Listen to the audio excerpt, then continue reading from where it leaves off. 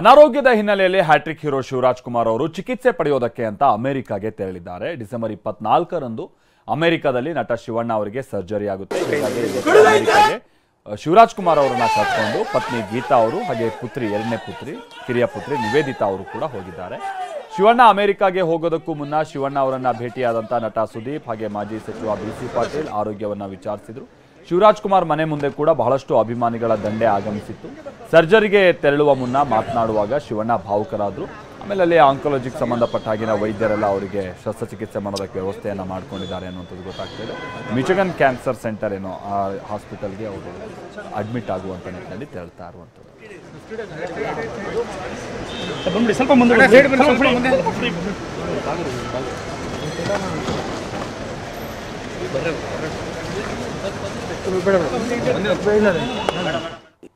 ಎಲ್ಲರಿಗೂ ಇದಕ್ಕೆ ನಮಗೆ ಒಂದು ಸ್ವಲ್ಪ ಎಮೋಷನ್ ಆಗ್ತಿದೆ ನ್ಯಾಚುರಲ್. ಬಟ್ ಚೆನ್ನಾಗಿದೆ, ಎಲ್ಲ ಪ್ಯಾರಾಮೀಟರ್ಸ್ ತುಂಬ ಚೆನ್ನಾಗಿದೆ. ಇಲ್ಲೆಲ್ಲ ಚೆಕ್ ಮಾಡಿದಾಗ ಎವ್ರಿಥಿಂಗ್ ಇಸ್ ಗುಡ್. ಬಟ್ ಇದೆ ಆದರೂ ಒಂದು ಆತಂಕ ಅನ್ನೋದಿರುತ್ತೆ. ಅದಕ್ಕೇನಿಲ್ಲ, ಮನೆಯಿಂದ ಹೋಗ್ತಿದ್ದೀವಲ್ಲ ಎಲ್ಲರೂ ಸ್ವಲ್ಪ ತಂಗಿ ಆಮೇಲೆ ನಮ್ಮ ರಿಲೇಟಿವ್ಸ್ ಎಲ್ಲ ನೋಡಬೇಕಾದ್ರೆ ಸ್ವಲ್ಪ ಒಂದು ಎಮೋಷನ್ ಆಯಿತು.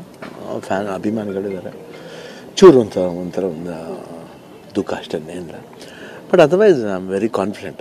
ಅಂದರೆ ಏನು ಸರ್ಜರಿ 24ನೇ ತಾರೀಕು ನಡೀತಾ ಅದು ಪಾಸಿಟಿವ್ ಆಗಿದೆ. ಅದೇನು ಅದ್ರ ಬಗ್ಗೆ ಏನು ಯೋಚನೆ ಇಲ್ಲ, ಬಗ್ಗೆ ಚೆನ್ನಾಗಿದೆ. ಬಟ್ ಸ್ವಲ್ಪ ಒಂಚೂರು ಎಮೋಷನ್ ಆಗೋದು, ಯಾಕಂದರೆ ಒಂದು ಸ್ಮಾಲ್ ಸ್ಪ್ಯಾನ್ ಇದ್ದರೆ ಪರಲ್ಲ, ಒಂದು 5 ವೀಕ್ಸ್ ಅಂದರೆ ಆಲ್ಮೋಸ್ಟ್ 35 ದಿವಸ ಅಂದ್ರೆ